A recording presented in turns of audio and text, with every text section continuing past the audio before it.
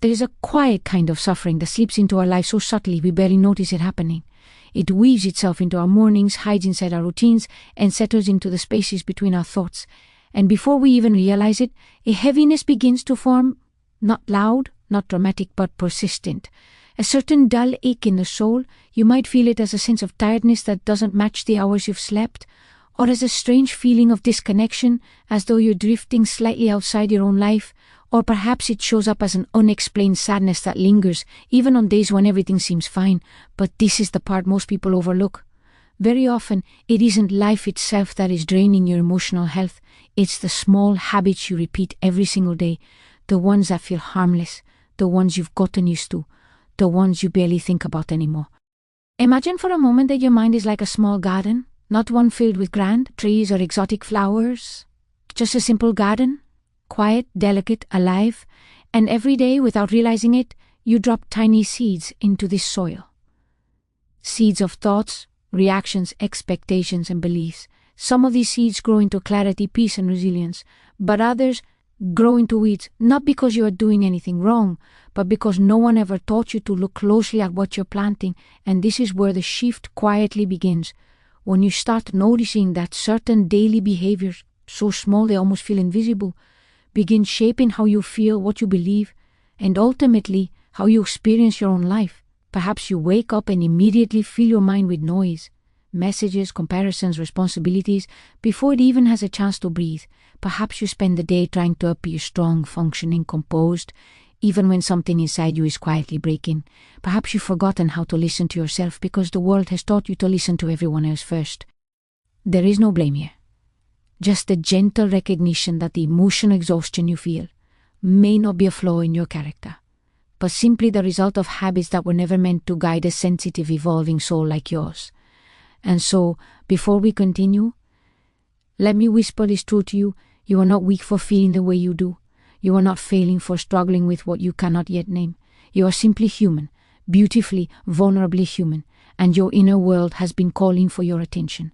But this is only the beginning, because once you start seeing these everyday habits clearly, you begin to understand something far more profound, something that will shape everything that follows. A soft revelation that your emotional health isn't determined by major events alone. It's shaped by what you do, think, and allow every single day. And this is where we begin our journey. Because there are 3 quiet habits, 3 subtle patterns that might be quietly wounding your emotional well-being without you even noticing. And in a moment, we will step into the first one. There is a moment, often somewhere in the middle of your day, when you feel a slight tightening in your chest, not enough to alarm you, but enough to make you pause, if only you allowed yourself to. A subtle feeling that something inside you is straining, stretching, trying to hold itself together. And this is where many people assume the problem lies out there, in their job, their family, their circumstances. But this is the part most people overlook. The real struggle is often happening within you quietly, beneath the surface of your routines. Let's look gently at the first of these habits, the habit of ignoring your own emotional signals. You've been taught, perhaps since childhood, to keep going no matter how you feel, to be strong, to be productive, to avoid being too sensitive. And so, without realizing it, you began silencing the very signals your soul uses to guide you. When you feel drained, you push through. When you feel overwhelmed, you pretend to be fine. When your body whispers for rest, you negotiate with it as if it were a burden. But this is where the shift begins.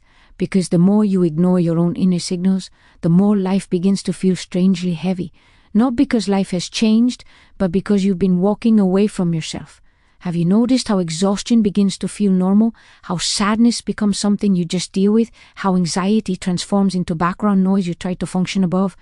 These feelings were never meant to be permanent. They were invitations, gentle calls to slow down, to realign, to feel. But ignoring them becomes a daily habit. And that habit quietly shapes your emotional health. And then there is the second habit, absorbing the emotions of everyone around you. You may not realize you're doing it, but sensitive souls have a way of carrying more than their share. You listen deeply, you empathize naturally, you sense tension without anyone saying a word, and somewhere along the way you started mistaking other people's storms for your own. But this is the part most people overlook. Your emotional landscape becomes confused when you hold what isn't yours. You feel tired without knowing why, anxious without a clear reason, heavy in ways that don't match your own life. And when you carry all of this, your ignored emotions and the borrowed emotions of others, you start to feel as if something is wrong with you, something fundamentally broken, but nothing is wrong. You're simply overwhelmed with weight that was never meant to be yours.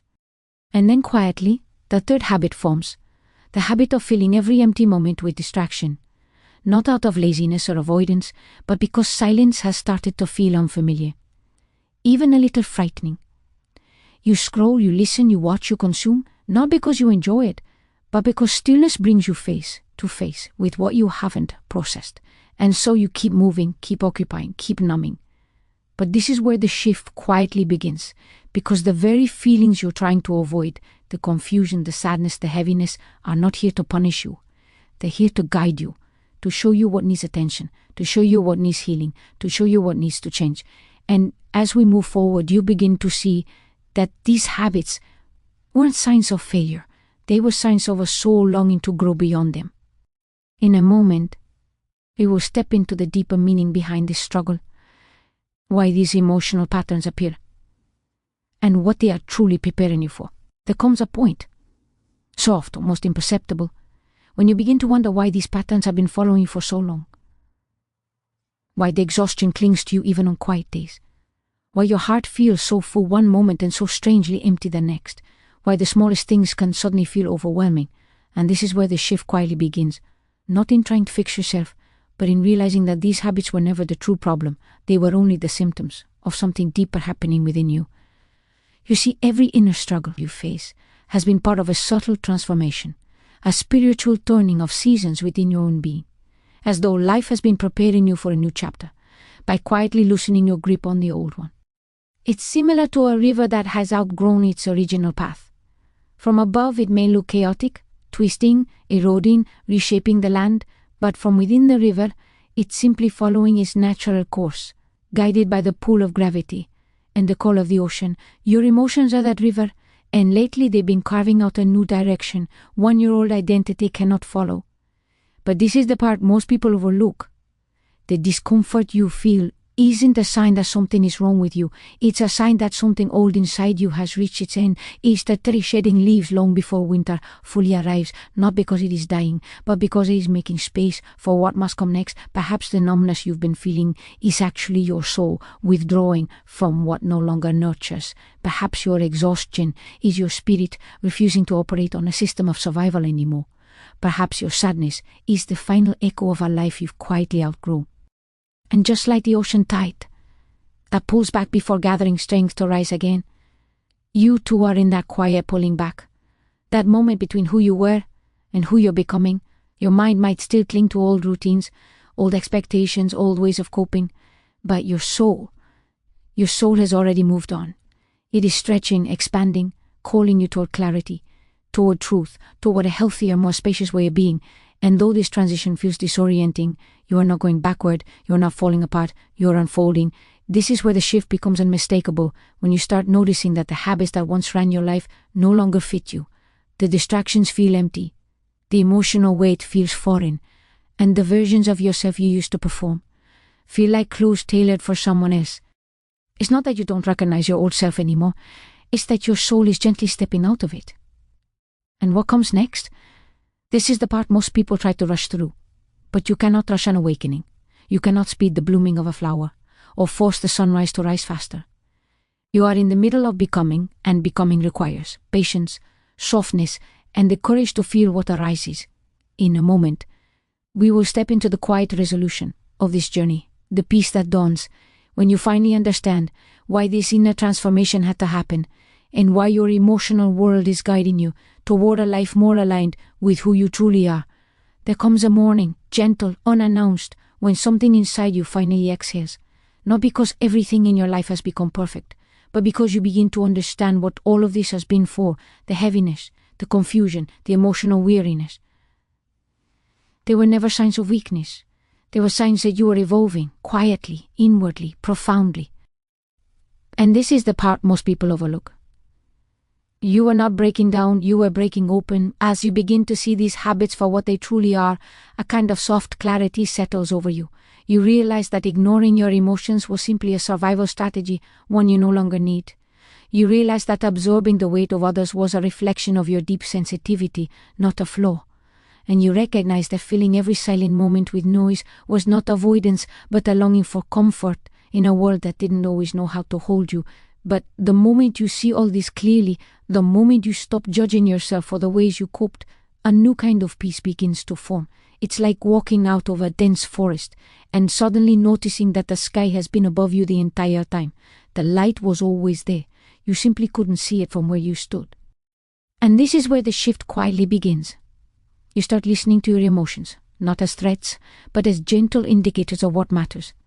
You begin returning energy that was never yours to carry. And you find yourself craving silence, not because you're hiding from life, but because you can finally hear your own truth within it. Slowly, almost imperceptibly, your inner world begins to feel like home again. You wake up with a softness in your chest. You move through the day with more presence, more awareness, more kindness toward your own experience, and the garden of your mind, once tangled with old habits, begins to grow in a new direction, not with forced positivity, but with genuine clarity, with grounded peace, with the quiet strength of someone who has learned to live in alignment with themselves. You realize now that emotional health is not built on perfection, but on presence, not on control, but on connection, not on dismissing your feelings, but on honoring them. And the world, which once felt heavy and overwhelming, begins to look different when viewed through a lens of self-understanding rather than self-blame. You are not the person who walked into this journey. You have shed layers. You have outgrown patterns. You have begun returning to yourself. And perhaps the most healing truth of all is this: you were never broken. You were simply unfolding in a direction your old habits could not follow. So now, with a quieter mind and a more open heart, you step into the next chapter of your life with a kind of peace that cannot be taken from you, because it was grown from within.